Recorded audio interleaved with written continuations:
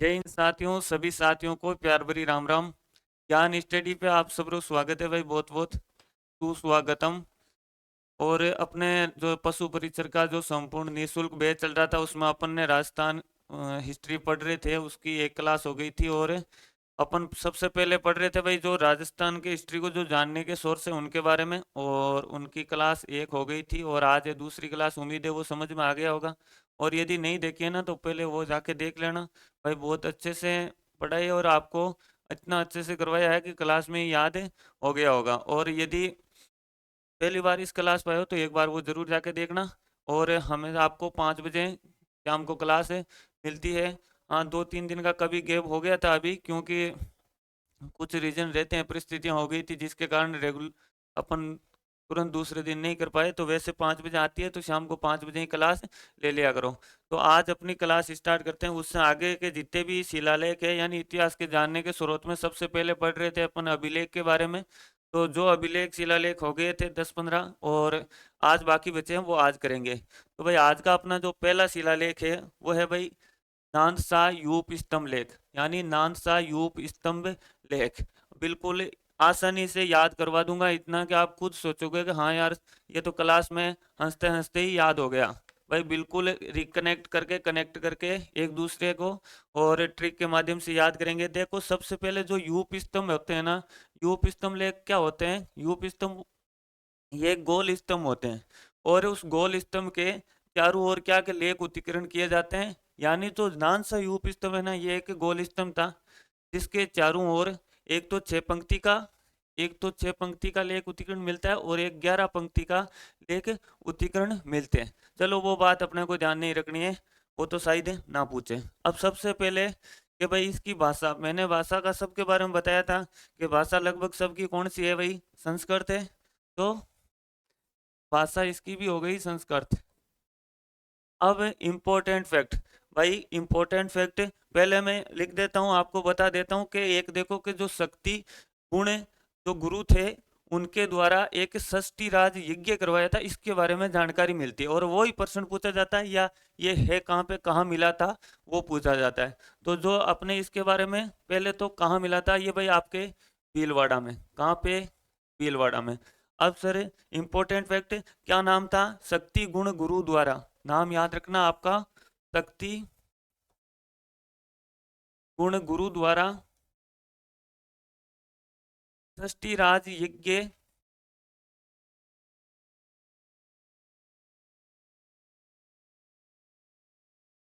षष्ठी राज यज्ञ कराने का वर्णन मिलता है या उल्लेख मिलता है। चलो बस ये याद रखना। अब बस बिल्कुल के याद कैसे रखेंगे, देखो याद कि भाई ये जो षष्ठी राज, ये भी सीधा पूछ सकते हैं कि षष्ठी राज यज्ञ का है जो उल्लेख है वो कौन से स्तंभ लेख में मिलता है? नानसा जो यूप स्तंभ लेख है उसमें मिलता है। अब देखो इसको याद कैसे करेंगे सर? तो देखो कि आप तो बस इतना याद रखना कि अपने जो गुरु की शक्ति देखने अपन कहाँ गए भाई? नानेरा। और नानेरा कहाँ है? भीलवाड़ा। और उतने में गुरु ने क्या करवा दिया वहां पे? क्या करवाया भाई? षष्ठी राज यज्ञ करवाया। शायद है समझ में आ गया होगा और याद भी हो गया। यानी गुरु की शक्ति देखने नानेरा गया, और नानेरों की जगह है भाई भीलवाड़ा के मायने। और वहां पे गुरु ने क्या किया? षष्ठी राज यज्ञ करवाया। हो गया याद? चलो अब अगला देखते हैं भाई।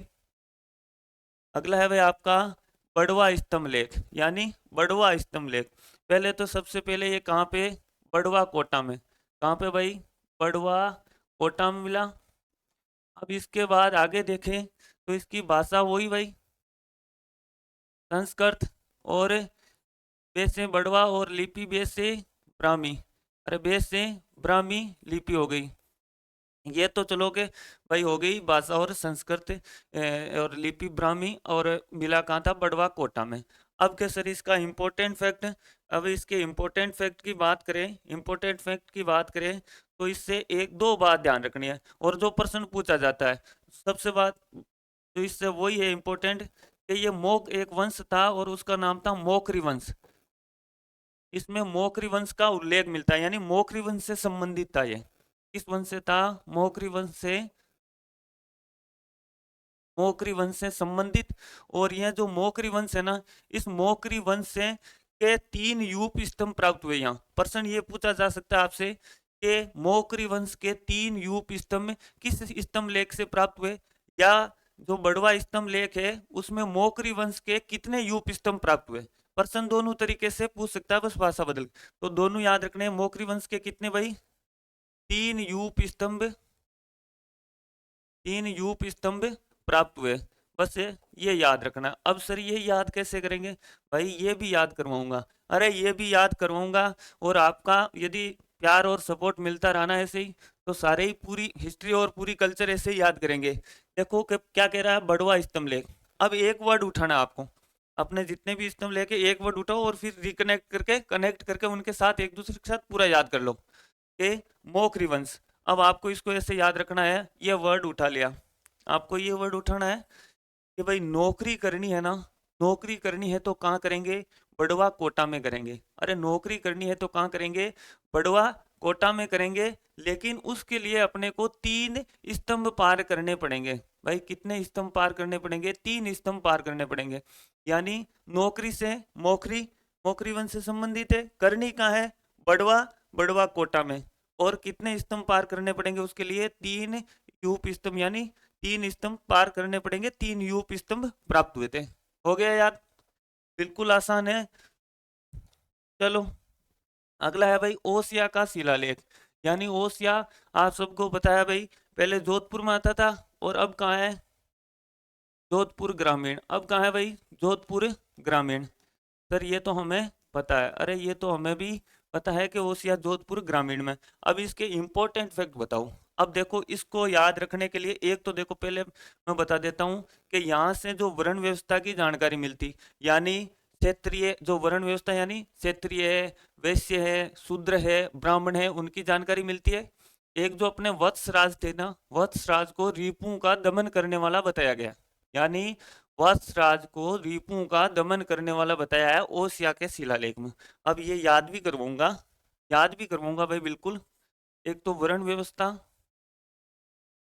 वर्ण व्यवस्था की जानकारी मिलती है। इसके अलावा,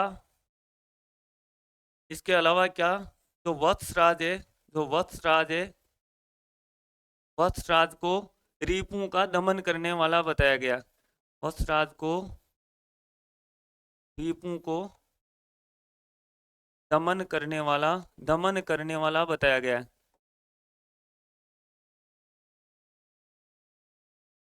चलो बस बिल्कुल इजी है, अभी याद कर लेंगे। अरे भाई बार याद भी कर ले श्याम, दो तो हो ही भी गए और ये तीसरा 20 से 25 मिनट होगी। थोड़ी सी नेटा भी रखना, क्यों देखो टाइम लगता है याद, मतलब अच्छा कुछ करने के लिए थोड़ा सा बना तो रहना पड़ेगा। 25 से 30 मिनट की ये क्लास होगी।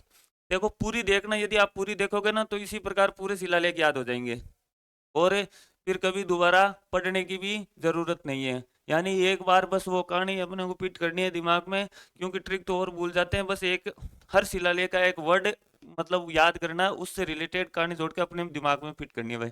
अब इसमें क्या उठाएंगे ओसिया का, कि भाई जो रिपू थे, जो रिपू थे उन्होंने वर्ण व्यवस्था के साथ क्या की भाई, छेड़छाड़ की। अरे रिपू ने वर्ण व्यवस्था के साथ, रिपू नाम पकड़ना आपको, कौन सा वर्ड उठाना है भाई, ये रिपू वर्ड उठा लिया। यानी इन रिपू नाम आते ही दिमाग में मतलब रील घूमनी चाहिए, जब कहते ना रील घूमनी चाहिए कि रिपू, यानी इन्होंने वर्ण व्यवस्था के साथ छेड़छाड़ की थी। तो जो वत्सराजी थे ना, उन्हें ना ओसिया में इनका क्या कर दिया, दमन कर दिया। बिल्कुल हो गया ना याद, कि रिपू ने वर्ण व्यवस्था के साथ छेड़छाड़ की, तो जो वत्सराजी थे उन्होंने ओसिया के अंदर इनका क्या कर दिया, दमन कर दिया। यानी रिपुओं की जो वत्सराज है उनको रिपुओं का दमन करने वाला बताया। यानी इन्होंने ही तो किया ना दमन, और कहाँ किया था, ओसिया में। और क्यों किया था, क्योंकि वर्ण व्यवस्था के साथ छेड़छाड़ की थी। बस कंप्लीट। अरे बिल्कुल इजी याद हो रहे हैं ना। और यदि आपको हो रहा है, अच्छा लग रहा है, तो अपने दोस्तों के साथ भी शेयर करना। और रोजाना क्लास ले लिया करो शाम को 5 बजे। और यदि आप लास्ट तक रहना तो पूरी राजस्थान जी के ऐसे ही यूट्यूब पे फ्री में याद करवाऊंगा बिल्कुल। अरे भाई बिल्कुल फ्री में याद करेंगे। बस जो ज़रूरत है तो आपके और विश्वास करके साथ जुड़ने की, बस वही देरी है। और पूरी क्लास देखो आप, वाकई में आपको खुद को लगेगा कि भाई मेरे को याद हो रहा है। लो सा अगली प्रशस्ति आपने एकलिंग जी नाथ प्रशस्ति। एकलिंग जी का मंदिर अपने पढ़ते हैं भाई, कहाँ है कि उदयपुर में है। अरे भाई कहाँ है, ये मिली है भाई एकलिंग मंदिर उदयपुर में। एकलिंग मंदिर उदयपुर में। चलो सर ये तो हमें याद हो भी गया है, याद है कि भाई एकलिंग मंदिर उदयपुर में है, एकलिंग मंदिर उदयपुर में है। और एक इसके जो रचयिता है ना, वो है आपके आमर कवि। कौन है रचयिता? आमर कवि। अब देखो इसको कैसे कनेक्ट करेंगे कि भाई आप सबको पता है, आप सबको पता है कि जो उदयपुर है, उदयपुर किस रियासत से संबंधित है? यानी एकलिंग जी का जो मंदिर है वो कहाँ है, आपको याद रखना है उदयपुर में। और ये किस रियासत से संबंधित है? तो मेवाड़ रियासत से। यानी ये मेवाड़ रियासत से संबंधित है प्रशस्ति। आपसे पूछे कि इनमें से मेवाड़ रियासत से संबंधित प्रशस्ति, तो भाई बिल्कुल ये एकलिंग जी की जो नाथ प्रशस्ति है, एकलिंग नाथ प्रशस्ति है, ये बिल्कुल मेवाड़ रियासत से संबंधित है। एक जो गुइल के शासक हुए थे, गुइल शासक बप्पा और नरवान, उनका वर्णन किया गया इसमें। बप्पा वे नरवान गुइल शासकों का वर्णन, गुइल शासकों का वर्णन।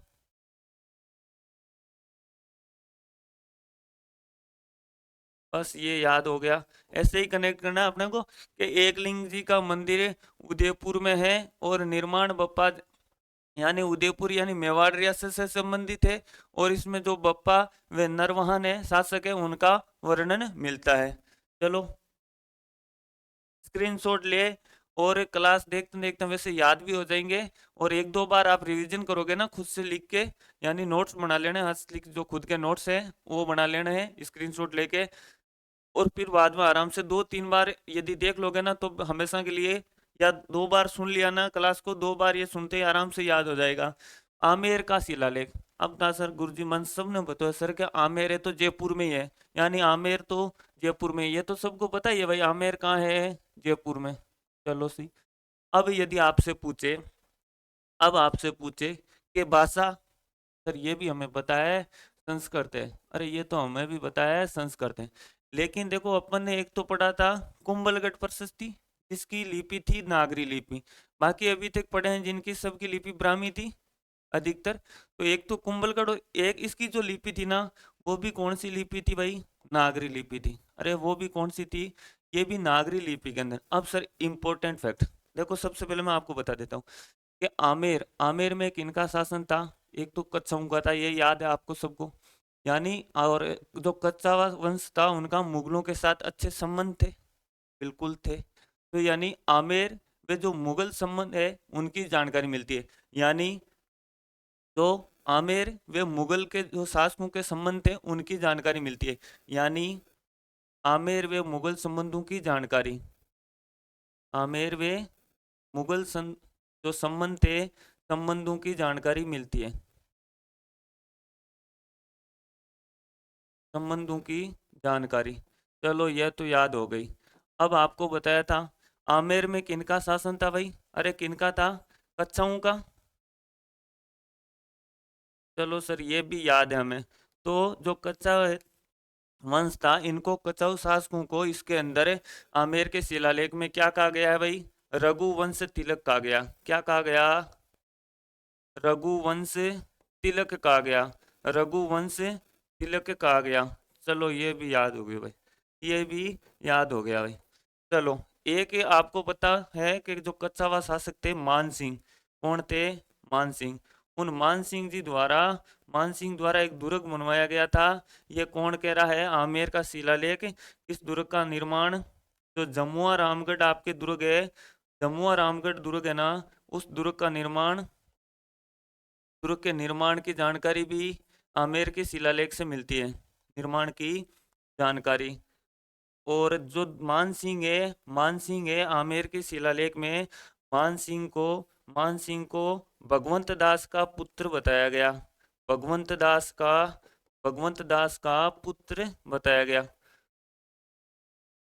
तो बिल्कुल ये हो गया आपके कंप्लीट। बिल्कुल इजी है, कनेक्ट करना है कि आमेर का शिलालेख सबसे पहले अपने को पता होना चाहिए भाई जयपुर में है। और आमेर में कच्छावा वंश ने शासन किया था, यानी और कच्छावा वंश के मुगलों के साथ अच्छे शासकों के संबंध थे। तो यानी जो आमेर के शासक, वे जो मुगल के शासक है उनके अच्छे संबंध थे मुगलों के, एक तो वो जानकारी मिलती है। एक जो कच्छावा वंश था उनको शासकों को रघुवंश तिलक कहा गया, ये का जानकारी मिलती है।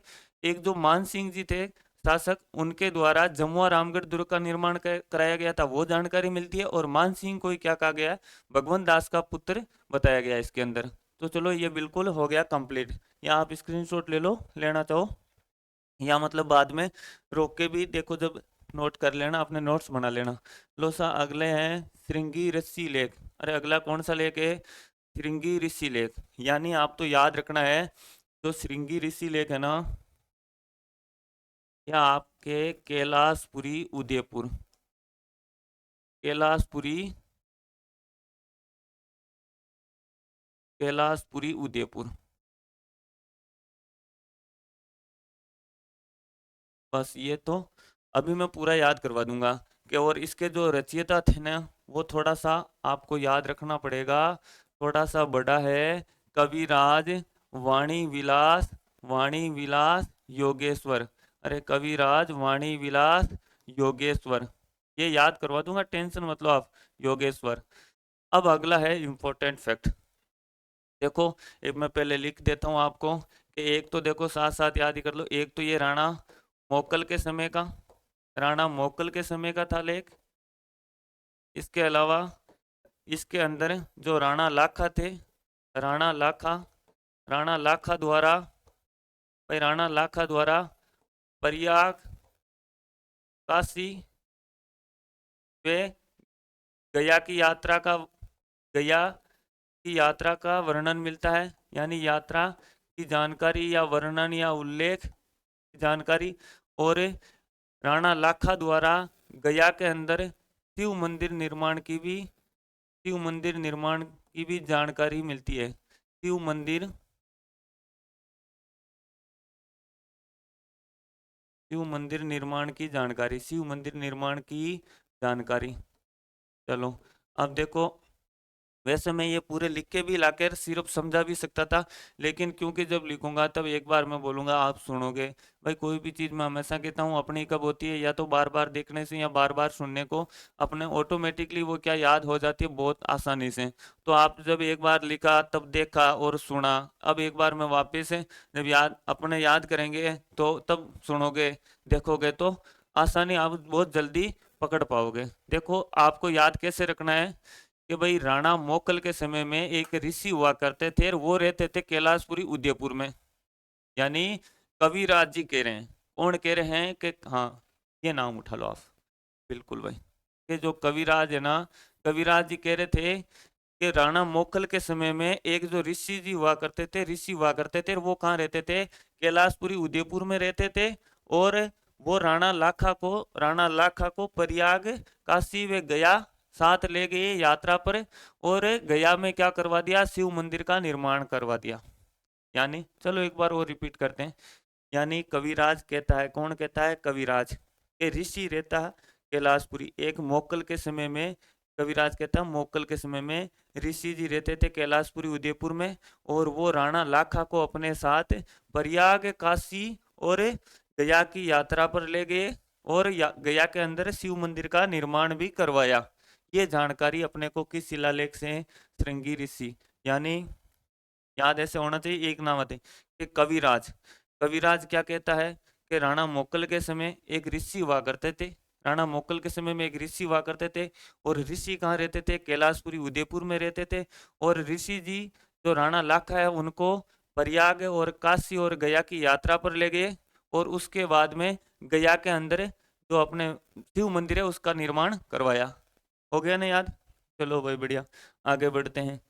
बिल्कुल, अगला है भाई चीरवा शिलालेख। यानी चीरवा शिलालेख, यानी सबसे पहले तो याद रखना है भाई आपको, ये है कहाँ पे, उदयपुर में। कहाँ पे भाई, उदयपुर। एक तो ये याद रखना है, भाषा वही भाई, संस्कृत, संस्कृत। और शिल्पी था इसका दलण, और जो प्रशस्तिकार थे वो थे आपके रतन प्रभ, रतन प्रभ सूरी, रतन प्रभ सूरी। अब इसके इंपॉर्टेंट फैक्ट है ना, वो है एक तो इसमें जो भूताला युद्ध हुआ था ना आपके, उस भूताला युद्ध का वर्णन मिलता है, यानी भूताला युद्ध का वर्णन मिलता है, भूताला युद्ध का वर्णन।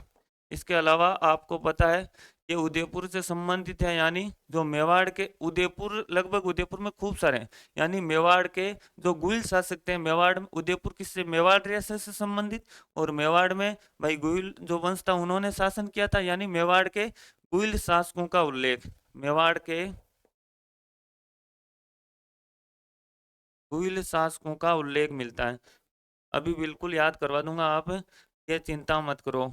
अरे ये चिंता मत करो कि सर ये याद कैसे होगा, अरे लिखा हुआ तो किताबों में भी है, अरे लिखा हुआ तो किताबों में भी है, क्या बिना रटे भी याद, क्योंकि रटने पे सारे वो हो जाएंगे भाई, सारे सब एक ही वो हाँ जी। अब देखो इसको याद कैसे करेंगे, आपको याद कैसे करना है कि एक दलहन है, तो दलहन है और एक रतन प्रभ है। दलहन और रतन जी, आप सिर्फ रतन याद रख लेना कि दलहन और रतन है ना, वो इतने सूरवीर थे, इतने सूरवीर थे कि उदयपुर में भूतालय के युद्ध में दुश्मनों को भाई चीर के रख दिया। इतना याद रखना है, दो नाम याद रखना है आपको, यहाँ उठाना है कि दलहन और रतन, दलहन और रतन, दलहन और रतन इतने सूरवीर थे कि उदयपुर के अंदर भूताला के युद्ध में दुश्मनों को क्या चीर के रख दिया, बोलो बस याद, हमेशा के लिए याद। और ये आपको याद है कि भाई उदयपुर में मिला है, तो मेवाड़ के जो गुइल शासक थे उनका उल्लेख मिलता है। अरे याद हो रहा है ना, याद हो रही हो यार, तने बढ़िया लाग रही हो ना, जरा अपना दोस्तों के साथ भी शेयर कर दीजिए, और यदि चैनल पर फर्स्ट बार आए हो तो वो सब्सक्राइब वगैरह कर लेना, ताकि आपको जब भी वीडियो या क्लास आए तो नोटिफिकेशन मिल जाए। एमसीक्यू की क्लास अपने सुबह चल ही रही है, एमसीक्यू की जो क्लास है, यानी सारे मिक्सर के जो पर्सन है एग्जाम में आए हुए, और भी बिल्कुल डिटेल के साथ, एक पर्सन से अपन कम से कम 10% याद कर रहे हैं क्लास के अंदर ही, तो वो भी क्लास सुबह 7 साढ़े 7 बजे जुड़ जाया करो, और अपने दोस्तों के साथ शेयर कर देना इसको। अगला है भाई, चलो, आबू का शिलालेख, सर ये भी याद करेंगे। आबू, आप सबको आबू यानी आबू सिरोही में, अरे भाई ये शिलालेख कहाँ मिला था, आबू सिरोही में। अच्छा, आबू सिरोही में एक मंदिर है, आबू सिरोही में एक मंदिर है, आपको पता होगा, अचलेश्वर महादेव, यानी जो अचलेश्वर मंदिर है ना उसमें मिला था, अचलेश्वर मंदिर में मिला था, आबू सिरोही के अचलेश्वर मंदिर में। तो इसमें भी रचयिता भी याद रखना पड़ेगा, लेखक भी याद रखना पड़ेगा, उत्कीर्ण और इम्पोर्टेंट फैक्ट सारे भाई याद तो सारे करने पड़ेंगे। अरे भाई याद तो सारे क्या करने पड़ेंगे, हाँ लगना है नौकरी।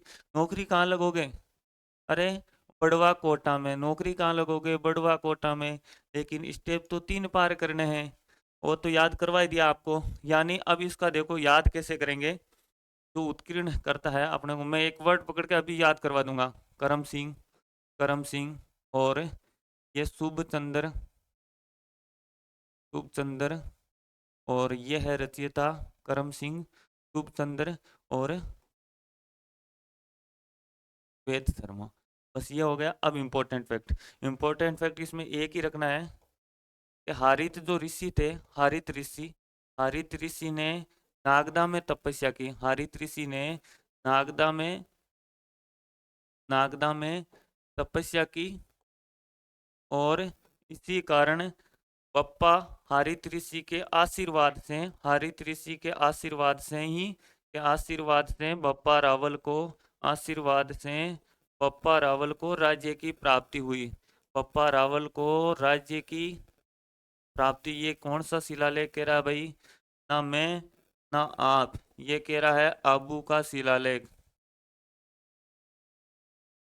ये कह रहा है भाई आबू का शिलालेख, बिल्कुल कह रहा। अब सर याद कैसे करेंगे, भाई याद भी करेंगे कि देखो जो आपके हारित ऋषि थे, हारित ऋषि करम सिंह को कह रहा है, हारित ऋषि जी करम सिंह को बोल रहे हैं कि भाई करम सिंह, मेरे जो शुभ चिंतक है ना, मेरे शुभ चिंतक जो वेद जी है ना, वो अचलेश्वर मंदिर है ना सिरोही के अंदर, वहां रहते हैं।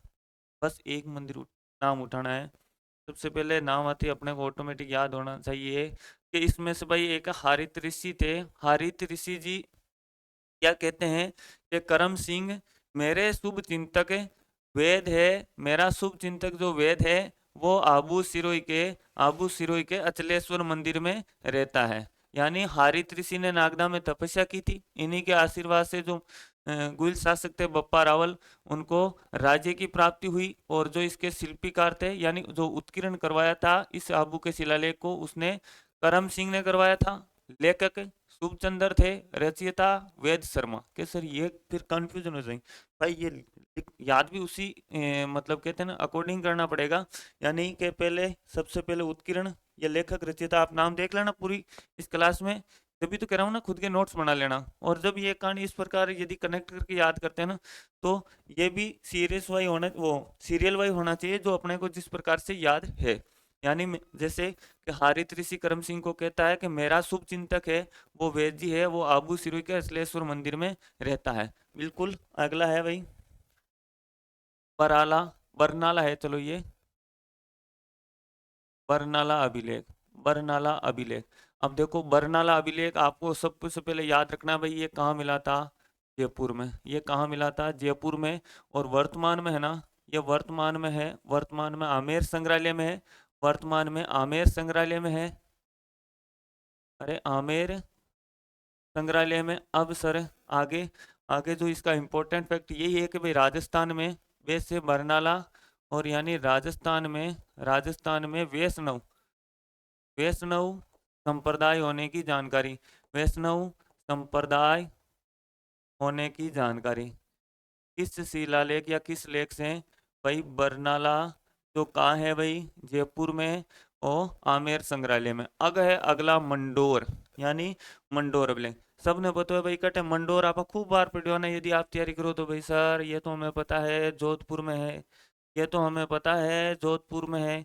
अब ये है, याद क्या रखना है, याद क्या रखना है वो भी करेंगे। एक तो देखो मंडोर में आप सबको पता होना चाहिए, याद रख लेना, जो गुर्जर वे प्रतिहार है ना, गुर्जर वे प्रतिहार, गुर्जर वे प्रतिहार वंशों की वंशावली मिलती है। यानी गुर्जर वे प्रतिहार, प्रतिहारों की वंशावली। अरे वंशावली जानो ना ते, वंशावली मिलती है। यानी पूरी उनकी डिटेल के भाई ये इसका पुत्र था, इसका बेटा था, ये इसका बेटा था, पूरी वैसे इनकी जानकारी मिलती है। यानी मंडोर में गुर्जर प्रतिहारों की वंशावली कहाँ मिलती है? मंडोर में। एक इन ये थे ना, इन जो गुर्जर प्रतिहार थे यानी विष्णु व शिव पूजा का उल्लेख, इसमें विष्णु व शिव जो पूजा है इसका उल्लेख मिलता है। अब सर ये तो याद हो ही गया, वैसे क्या दो ही तो बात है। मंडोर हमें पता है जोधपुर में है। यानी मंडोर में कौन रहते थे? गुर्जर और परतियार। अरे मंडोर में कौन रहते थे भाई? गुर्जर और परतियार। तो गुर्जर व परतियारों की वंशावली मिलती है। मंडोर में गुर्जर परतियार रहते थे जो विष्णु व शिव की पूजा करते थे, यानी गुर्जर परतियारों की वंशावली मिलती है। और जो विष्णु व शिव पूजा है उसका उल्लेख मिलता है। चलो भाई सर ये भी तो याद हो गया, ये भी तो याद हो गया। अगला है भाई, सर थोड़ा फास्ट पढ़ाओ, टाइम नहीं है भाई, आप स्पीड करके देख लेना। एक है अगला जगन्नाथ राय प्रशस्ति, भाई ले लो उदयपुर में। कहाँ है? उदयपुर में। अब इसके अलावा उदयपुर में, उदयपुर के अंदर जगन्नाथ मंदिर है, जगन्नाथ मंदिर में मंदिर में। और ये जगन्नाथ मंदिर का जो निर्माण करवाया था ना, जो निर्माण करवाया था वो किसने करवाया था भाई? जगत सिंह प्रथम ने। किसने करवाया? जगत सिंह प्रथम ने। अब याद सर इंपॉर्टेंट फैक्ट क्या है, एक इसकी जो रचना है ना जगन्नाथ प्रशस्ति की जो रचना, सबसे पहले वो याद रखना, ताकि अपन आगे कनेक्ट करके याद कर लेंगे, आप वो टेंशन ना लो। अरे वो चिंता ना करो। कर्षण बटे तेलंग ने, कर्षण बटे तेलंग थे इसके रचयिता। इसके अलावा अब पढ़ते हैं इसके इम्पोर्टेंट। एक तो आपको पता है जो हल्दी घाटी का युद्ध हुआ था ना, उस हल्दी घाटी के युद्ध का वर्णन मिलता है। हल्दी घाटी और हल्दी घाटी युद्ध को कौन नहीं जानता भाई, जो तैयारी नहीं करे वही जाने। हल्दी घाटी युद्ध का वर्णन, हल्दी घाटी युद्ध का वर्णन, एक आपके बप्पा रावल से लेके, यानी ये एक चीज देखी थे, यानी जो उदयपुर या मेवाड़ रियासत के संबंधित उधर के शिलालेख या जो लेख या प्रशस्ति है ना, बप्पा रावल की लगभग लगभग सब में जानकारी यानी उल्लेख मिलता ही है। यानी बप्पा रावल से जो जगत सिंह सिसोदिया थे, जगत सिंह सिसोदिया, इनकी जो उपलब्धियां थी ना, जगत सिंह बप्पा रावल से जगत सिंह जो सिसोदिया, यहाँ तक के जो गुहिल शासक है ना, गुहिलों का वर्णन मिलता है, गुहिल शासकों का वर्णन। चलो सर, हो गया याद, नहीं हुआ तो अभी कर लेंगे। यानी आप याद रखना, चलो याद रखना आप कैसे करेंगे भाई, एक वर्ड उठाना अपने को कि जो करसन बट तेलंग है ना, करसन बट तेलंग क्या कहते हैं कि हे जगन्नाथ, हे जगन्नाथ आ, चलो ऐसे याद करते हैं कि करसन बट तेलंग है, करसन बट तेलंग है, वो जगन्नाथ को, यानी जगन्नाथ को उदयपुर में हल्दी घाटी युद्ध का वर्णन करते हैं, यानी हल्दी घाटी युद्ध के बारे में बताते हैं। अरे भाई याद है, ये वर्ड उठा लेना आप कि करसन बट तेलंग। अरे करसन बट जो तेलंग है, वो करसन बट है ना, वो जगन्नाथ को उदयपुर में हल्दी घाटी युद्ध के बारे में बताते हैं। अब ये आ जाए प्रश्न के सर हल्दी घाटी युद्ध का वर्णन कौन सी प्रशस्ति में मिलता है, कौन सी प्रशस्ति में मिलता है, तो भाई हल्दी घाटी नाम आते ही कि हल्दी घाटी युद्ध के बारे में कौन बताता है भाई, कृष्ण भट्ट बताता है, यानी रचयिता हो गया। और किसको बताता है हल्दी घाटी युद्ध के बारे में, तो तुरंत याद आ जाना चाहिए भाई जगन्नाथ को। और कहाँ बताता है, उदयपुर के अंदर जगन्नाथ मंदिर में बताता है। बस बस ये आराम से याद है, इजी वे में, इतना सीरियस ले रहे हो, अरे आराम से याद करोगा लास्ट तक, बस आप तो पूरा देखो वीडियो और अच्छे से साथ बने रहो। अगला है कि रणकपुर प्रशस्ति, यानी बिल्कुल रणकपुर नाम आते ही सर हमें याद है पाली में, अरे रणकपुर पाली में, रणकपुर पाली के अंदर। अब इसके रचयिता, रचयिता बिल्कुल देपाक जी थे। कौन थे, देपाक। इम्पोर्टेंट फैक्ट कोई ज़्यादा नहीं है, इम्पोर्टेंट फैक्ट इसके कोई ज़्यादा नहीं है, यानी एक आपके जो बप्पा रावल थे, ये बिल्कुल है भी है इम्पोर्टेंट भाई, है इम्पोर्टेंट, याद रखना है। बप्पा जो रावल, वे कालभोज को, बप्पा रावल वे कालभोज को अलग अलग व्यक्ति, अलग अलग व्यक्ति बताया गया भाई, अलग अलग व्यक्ति बताया गया। देखो ये इस रणकपुर प्रशस्ति के अंदर जो देपाक जी थे ना, ये इनका मत है, इन्होंने भाई रचना की है तो इनका मत है, ये बता रहे हैं। बाकी अपने को पता है भाई, ये अपन पढ़ सर, ये तो अपन तो यही पढ़ रहे थे आज तक के बप्पा रावल कालभोज एक ही थे, इन्हें कालभोज कहा जाता, बिल्कुल एक ही वो, लेकिन ये देपाक जी कह रहे हैं तो अपने को भाई याद तो करना पड़ेगा। अरे भाई याद तो करना पड़ेगा। अब याद कैसे करेंगे कि भाई बप्पा रावल और कालभोज, बप्पा रावल और कालभोज दीपक करने कहाँ गए, रणकपुर पाली में। अरे बप्पा रावल कालभोज दीपक करने रणकपुर पाली गए, अरे दीपक करने रणकपुर पाली गए, यानी आपसे आ जाए ना कि बप्पा रावल पर्सन कैसे बन सकता है, और कैसे करोगे, याद कैसे लाओगे, तुरंत दिमाग में वो रील कैसे घूमेगी कि बप्पा रावल व कालभोज को दोनों को अलग अलग व्यक्ति किस प्रशस्ति में बताया गया है, यानी तो तुरंत बप्पा रावल और कालभोज नाम आते ही तुरंत याद आ जाना चाहिए कि दीपक करने रणकपुर पाली में गए थे। दीपक करने यानी देपाक रचयिता गए कहाँ थे, रणकपुर प्रशस्ति के अंदर जानकारी मिलती है, और ये है कहाँ, पाली में। भाई इससे इजी और कहीं याद करवा सके था के लिए, और कहीं कर सके भाई।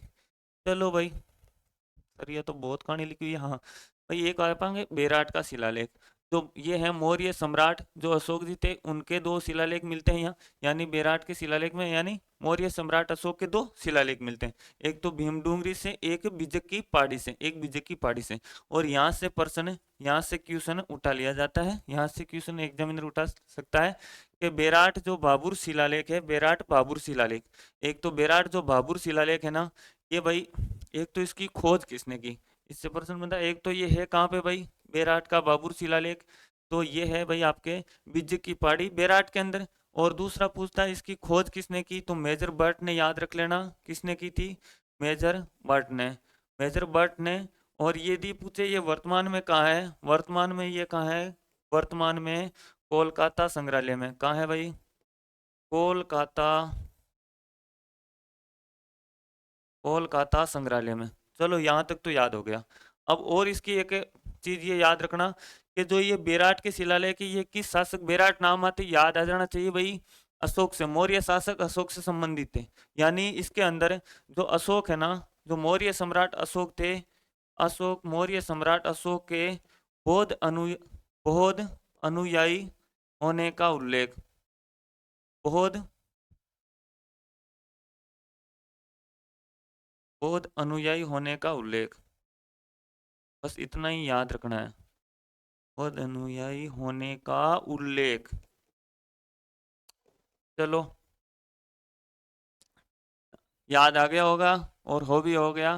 बेराट का शिलालेख किस शासक से संबंधित है, मौर्य सम्राट अशोक के। और यहाँ जो विज्ञ की पहाड़ी है उससे बेराट का बाबुर शिलालेख प्राप्त हुआ।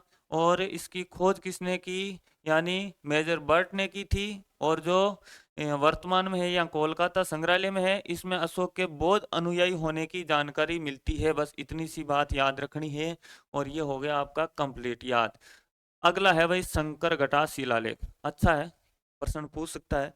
यानी आपको एक याद रखना है, एक इसमें मौर्य शासक हुए थे, मौर्य शासक मानमोरी जी। हाँ सर पता है। तो यानी मौर्य शासक मानमोरी का वर्णन, यानी मानमोरी का उल्लेख या वर्णन, एक शिव वंदना का उल्लेख, शिव वंदना का उल्लेख, इसके अलावा देव मत का उल्लेख, देव मत का उल्लेख। अब देखो एक चीज नोट करना कि यानी शंकरगढ़ा, शंकरगढ़ा ये आपके चित्तौड़गढ़ में, कहाँ भाई, शंकरगढ़ा कहाँ है, चित्तौड़गढ़ में। अभी याद करेंगे आराम से, टेंशन ना लो, बिल्कुल याद करेंगे। यानी देखो एक चीज देखना, याद रखना आप है कि जो शैव मत यदि नाम आता है ना, तो वो अपने शंकर भगवान से संबंधित थे। और जो वैष्णव मत है ना, ये भगवान विष्णु से संबंधित। अब इसको अपने को याद कैसे करना है, कि मौर्य शासक थे, मौर्य शासक मानमोरी, याद रखना आपको। यानी मौर्य शासक तो आपको याद, मानमोरी मौर्य शासक था। यानी मानमोरी याद रखना है कि मानमोरी जी ने शिव वंदना, मानमोरी जी ने शिव की वंदना की और शैव मत को अपना यानी प्रोत्साहन दिया, या शैव मत का जो समर्थन दिया। तो इसलिए शंकर भगवान ने प्रसन्न होकर चित्तौड़गढ़ में दर्शन दे दिए। मौर्य शासक मानमोरी ने शिव की वंदना की, शैव मत का समर्थन किया, इसलिए शंकर भगवान क्या हो गए, प्रसन्न हो गए। और कहाँ पे, चित्तौड़गढ़ में दर्शन दे दिए। अब प्रश्न आ जाता आपको कि शिव की वंदना का उल्लेख। अब इसको याद, याद तो सर ऐसे कर लेंगे, लेकिन एग्जाम में तो उग चूक हो जाए। अरे एग्जाम में उग चूक हो जाओ ना, उग चूक बिल्कुल कौन हुआ, मैं बताऊं ना प्रश्न कैसे कैसे अपन जवाब देंगे। के प्रश्न आ गया कि शिव वंदना का उल्लेख किस शिलालेख या किस प्रशस्ति के अंदर, यानी किस शिलालेख में मिलता है। तो शिव वंदना नाम आते हैं आपको, यार शिव की वंदना किसने की, मानमोरी ने की थी, है ना। और इसलिए शंकर भगवान प्रसन्न होकर दर्शन कहाँ दिए थे, चित्तौड़गढ़ में, शंकरगढ़ा। यानी मानमोरी के शिव, या प्रश्न ऐसे आ जाए कि मौर्य शासक मानमोरी है, उसका जो उल्लेख है वो किस शिलालेख में। तो मौर्य शासक मानमोरी को यार शंकर भगवान ने दर्शन दिए थे, यानी शंकरगढ़ा में। और ये कहाँ पे, चित्तौड़गढ़ में। बिल्कुल आराम कनेक्ट करोगे ना तो आराम इजी वे में याद हो जाएगा और याद रहेगा भी। अगला है भाई आपका रसिया की छतरी। वाह भाई, रसिया की छतरी भी तो, अरे रसियाओं की छतरी यानी चित्तौड़गढ़, रसिया की छतरी कहाँ, चित्तौड़गढ़ में। और इसमें भी वही है भाई, कि जो बप्पा रावल से लेके नरवर्मा तक, नरवर्मा तक गुइल शासकों की उपलब्धियों का वर्णन, गुइल शासकों की उपलब्धियों का वर्णन,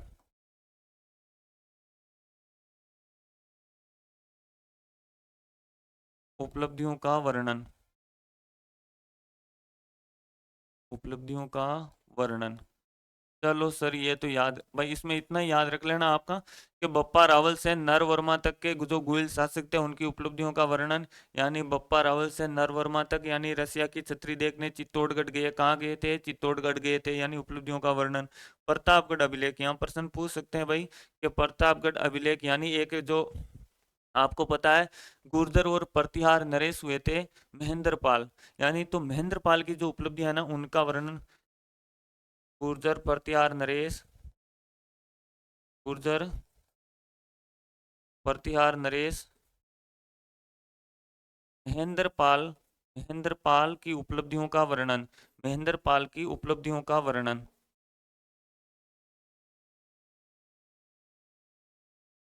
उपलब्धियों का वर्णन। अरे भाई, आप याद रखना कि अरे प्रताप कौन थे? प्रताप कौन थे? महेंद्रपाल सिंह थे। अरे प्रताप कौन? महेंद्रपाल। प्रताप कौन थे? महेंद्रपाल। तो यानी गुर्जर प्रतिहार नरेश महेंद्रपाल की उपलब्धियों का वर्णन प्रतापगढ़ अभिलेख में, यानी महेंद्रपाल, या ये पूछ ले प्रतापगढ़ अभिलेख में किनकी उपलब्धियों का, किस गुर्जर प्रतिहार नरेश की उपलब्धियों का वर्णन मिलता है? तो यानी प्रतापगढ़ अभिलेख में किस गुर्जर प्रतिहार नरेश की उपलब्धियों का वर्णन? तो यार प्रताप कौन थे? कि महेंद्रपाल थे, यानी गुर्जर प्रतिहार नरेश महेंद्रपाल की उपलब्धियों का वर्णन।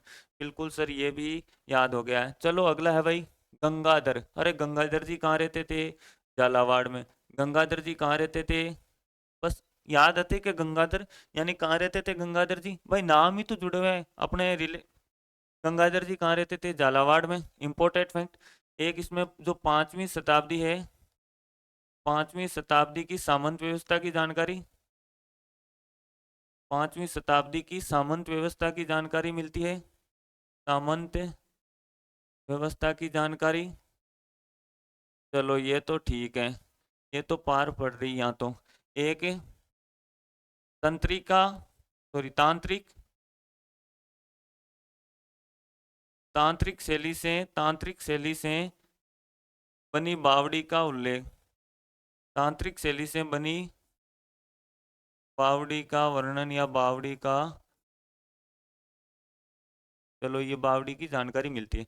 यानी देखो, गंगाधर जी थे ना, गंगाधर जी ने गंगाधर जी ने झालावाड़ के अंदर 5वीं शताब्दी की सामंत व्यवस्था के होते हुए भी क्या तांत्रिक शैली से बावड़ी बनवा दी थी। अरे गंगाधर जी ने झालावाड़ के अंदर 5वीं शताब्दी की सामंत व्यवस्था के बीच में भी और क्या बना दी थी? तांत्रिक तांत्रिक शैली से बावड़ी का निर्माण करवा दिया था। यानी गंगाधर जी कहाँ रहते थे? झालावाड़ में। कौन सी शताब्दी की सामंत व्यवस्था के बीच में? 5वीं शताब्दी की सामंत व्यवस्था के साथ में, यानी बीच में क्या बना दी थी? तांत्रिक शैली से बावड़ी बना दी थी। बिल्कुल याद हो गया होगा। चलो अगला, ई में ही है ना सर हाल तो, वो भी तो पढ़ाओ ना, वेदनाथ प्रशस्ति। यानी वेदनाथ जी कहाँ? उदयपुर में। इसके अलावा लेखक यानी रूप भट्ट। भाई जिसका है ना रूप सही नहीं है ना, वो वेद जी से इलाज ले सकता है। और कहाँ जाना पड़ेगा? उदयपुर जाना पड़ेगा। अरे कहाँ जाना पड़ेगा? उदयपुर। इसमें क्या कहा गया है कि बप्पा रावल को हारित ऋषि, बप्पा रावल को हारित ऋषि के आशीर्वाद से, हारित ऋषि के आशीर्वाद से राज्य की प्राप्ति हुई। हारित ऋषि के आशीर्वाद से राज्य की प्राप्ति। लो सा ये कंप्लीट, बस इतना याद रखना है। आशीर्वाद से राज्य की प्राप्ति,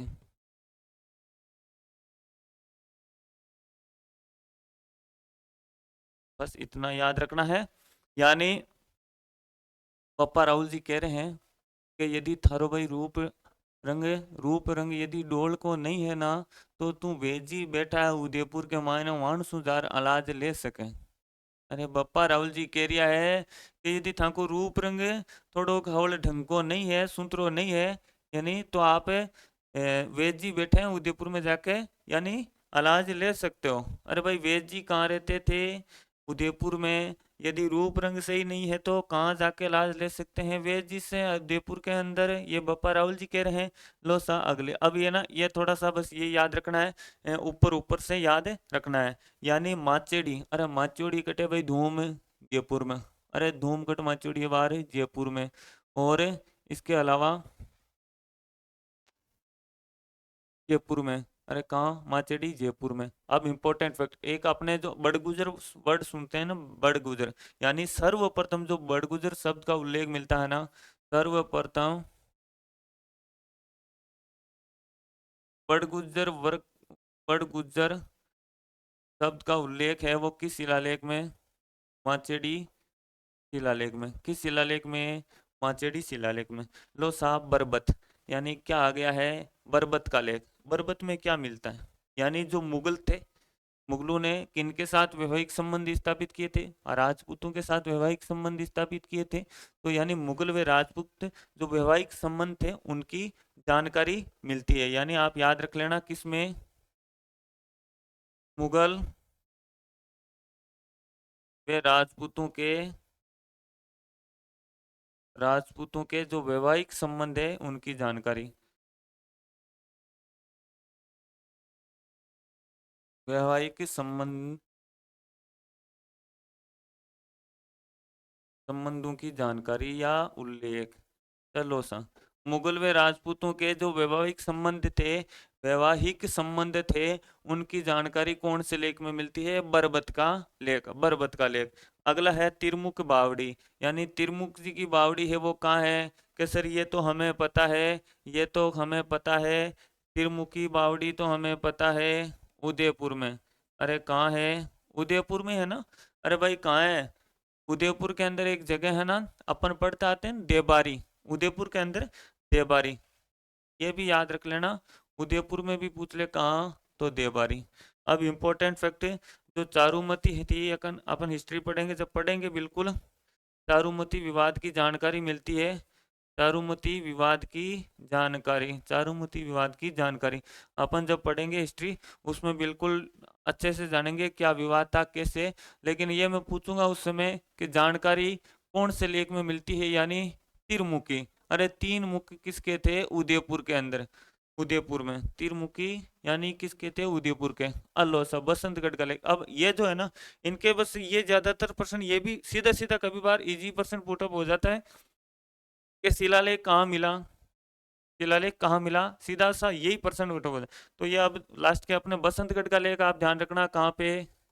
सिरोही। बसंतगढ़ का लेख कहाँ पे? सिरोही में। भरमर माता का लेख कहाँ? भरमर माता का मंदिर अपने याद रख लेना भाई, छोटी सादड़ी प्रतापगढ़, छोटी सादड़ी प्रतापगढ़। चलो सर, ये भरमर माता, माता भ्रमण करने, यानी माता भ्रमण करने कहाँ गई? छोटी सादड़ी प्रतापगढ़ है। और बसंतगढ़ यानी बसंत जी कहाँ के रहने वाले? सिरोही के। अब है बुचकला, अरे किसको बुचकारो? बिलाड़ा। अरे किसको बुचकारना है? बिलाड़ा। और कहाँ पे है? जोधपुर ग्रामीण। अरे जोधपुर ग्रामीण। किराडू का लेख, किराडू का लेख, यानी किराडू का मंदिर अपन पढ़ते आ रहे हैं ना, अरे अपन पढ़ते आ रहे हैं ना, जिसे क्या कहते हैं? राजस्थान का खजुराहो भी कहते हैं, राजस्थान का खजुराहो भी कहते हैं। इसके अंदर क्या ध्यान रखना है कि अपने एक वंश वो था, यानी परमार थे। तो परमारों की जो उत्पत्ति है ना, इस शिलालेख के अंदर बताई है कि जो परमारों की उत्पत्ति है वो जो गुरु वशिष्ठ थे उनके आबू के यज्ञ से हुई है। ये याद रखना आप, अच्छा प्रश्न बन सकता है यहाँ कि परमाणु की उत्पत्ति, परमाणु की जो उत्पत्ति है वो गुरु वशिष्ठ के आबू यज्ञ से, वशिष्ठ के आबू यज्ञ से बताई गई है, यानी आबू यज्ञ से बताई गई है। ये जानकारी किसमें मिलती है भाई? अरे ये जानकारी किसमें मिलती है? जो किराडू का लेख है ना, किराडू का लेख, उसके अंदर मिलती है। यानी परमाणु की उत्पत्ति है ना, वो गुरु वशिष्ठ के आबू यज्ञ से बताई गई है। चलो, बसंतगढ़ यानी बसंत ऋतु सिरोही के अंदर है। बरमर माता जी भ्रमण करने कहाँ गए भाई? छोटी सादड़ी प्रतापगढ़। यानी बुचकारना किसको है? बिल्लाड़ा। और किराडू का मंदिर कहाँ है भाई? किराडू का लेक कहाँ है? बाड़मेर में। और जिसमें क्या कहा गया है? परमाणु की उत्पत्ति किसने बता दी? गुरु वशिष्ठ के आबू यज्ञ से बता दी। चलो याद हो गया, कंप्लीट। अगला है भाई सामोली लेक, यानी सामेलो, सामेलो यानी, अरे सामोली लेक कहाँ जानो है? उदयपुर में। अरे सामोली लेक अपने मतलब जो विवाह करते हैं ना, आप क्या कराना एक शब्दावली के अंदर पढ़ेंगे भी कि सामेला। सामेला क्या होता है, यानी शादी से तो जब वो वधु पक्ष के द्वारा जो वर पक्ष होते हैं उनको बिठा के और जब आते हैं बारात लेके, तो एक मतलब जो मिलनसार वगैरह करवाया जाता है ना, उसे बोलते हैं सामेला। यानी सामेला का उदयपुर में। और जो कणसवा लेक, अरे कणसवा तो कहाँ, कोटा, अरे कणसवा कहाँ, कोटा में। सारणेश्वर प्रशस्ति, ये भी कहाँ है आपके, उदयपुर में। सारणेश्वर प्रशस्ति भी कहाँ है, उदयपुर में। लूणवे सही व नेमिनाथ आपको पता है देलवाड़ा में। कहाँ है भाई, देलवाड़ा, माउंट आबू में, देलवाड़ा माउंट आबू में। अगला है हर्षनाथ मंदिर प्रसिद्धि। सब जानो, सब जानो थे कि हर्षनाथ भेरू को मंदिर कटे सीकर में। और इस मंदिर का, हर्षनाथ मंदिर क्या, मंदिर के निर्माण है, निर्माण है हर्षनाथ मंदिर का जो निर्माण है ना, हर्षनाथ मंदिर का जो निर्माण है वो अलट द्वारा, अलट द्वारा, अलट द्वारा करवाए जाने की जानकारी, करवाए जाने की जानकारी। अब राइटिंग यदि पूरी पतली लागे ना तो काम चला लियो। राइटिंग को नहीं आपने याद करनो और भी मन लागे ठीक ठाक है, कामड़ियो पार पड़ जासी, अपन काम पार पटक जा लेस्या। यानी सामेला कहाँ लेके चलेंगे, उदयपुर में। सामेला पे कहाँ चलेंगे, उदयपुर में। लेकिन कणसवा कहाँ है, कोटा में। लेकिन सारणेश्वर प्रशस्ति कहाँ है, अरे भाई सारणेश्वर प्रशस्ति भी उदयपुर में। लूणवेसई व नेमिनाथ प्रशस्ति भाई कहाँ है, लूणवेसई नेमिनाथ देलवाड़ा। इसके अलावा जो लास्ट है आपके हर्षनाथ मंदिर, हर्षनाथ पेरू का मंदिर कहाँ है, सीकर में। निर्माण किसके द्वारा करवाया गया है, यानी अलट द्वारा किए जाने की जानकारी मिलती है।